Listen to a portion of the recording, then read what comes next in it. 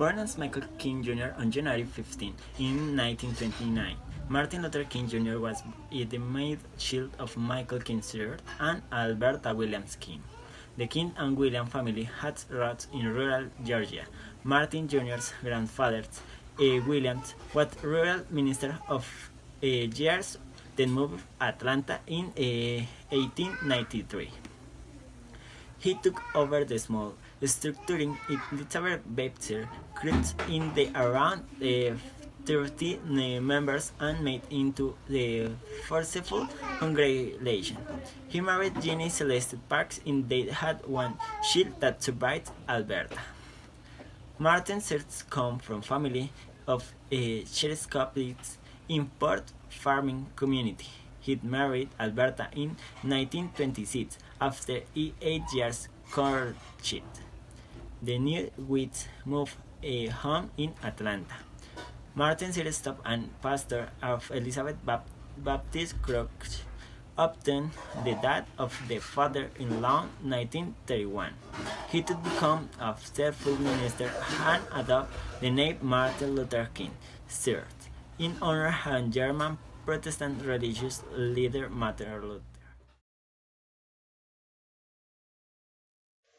Fight against racial segregation, and the struggle to reach equal rights and equity for black people didn't happen just with Martin Luther King. Nevertheless, he's one of the most important figures that represent this movement throughout a long time.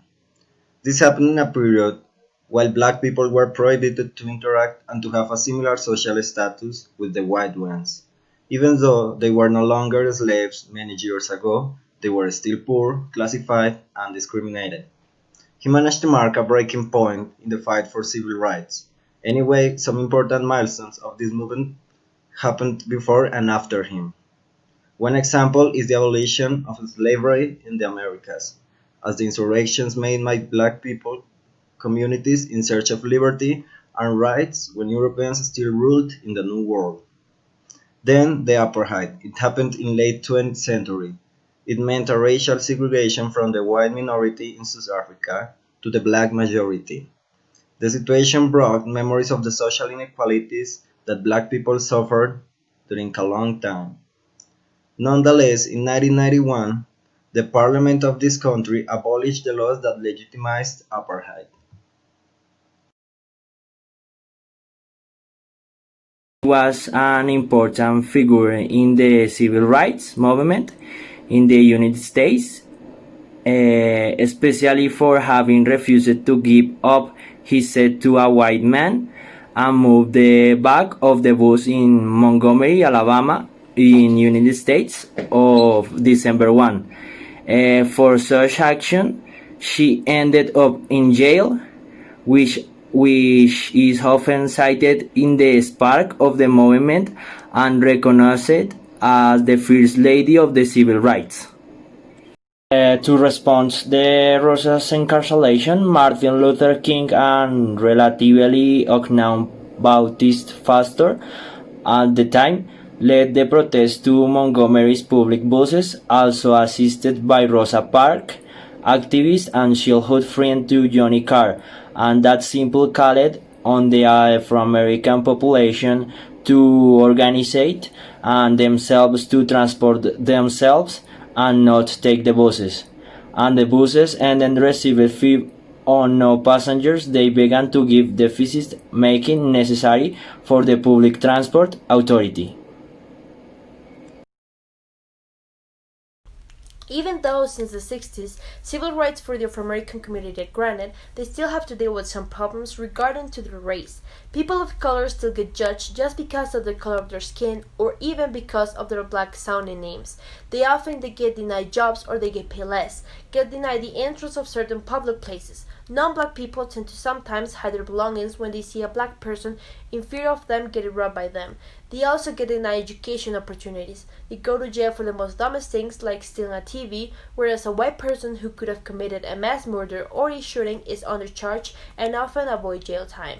Or one of the most problematic right now, police officers often attack people of color because they feel threatened by them despite a black person being unarmed or not being a threat at all. And a lot of arrests made by white officers to a black person tend to end in disaster, with a black person getting killed or heavily injured and the white officer walking free of charges, like the case of Tamir Rice, a 12-year-old black boy who was shot and killed for carrying a toy gun, even though it was told to the officers it was clearly a fake gun.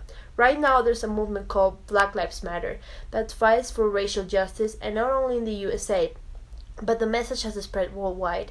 The movement has gotten recently more power because of the murder of George Floyd by 3 white officers, and it has led to a ton of protests, riots, and lootings, and even demanding the defund of the police or the complete renewal of the law enforcement system, claiming officers need to more preparation to work as law enforcement officers.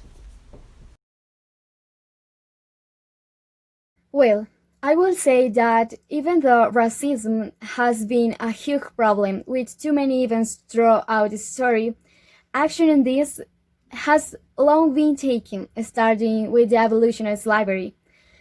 But then it turned into alt-right discrimination, where black people couldn't ride the same bus as white people, use the same bathroom, stay in the same hotel, study, and other things.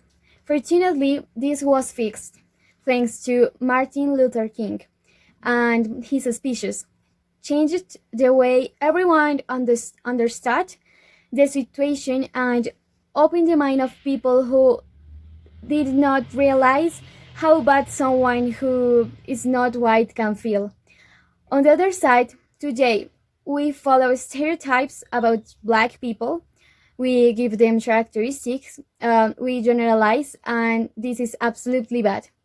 If this change is overcome, racism to black people could spell its end. Thank you.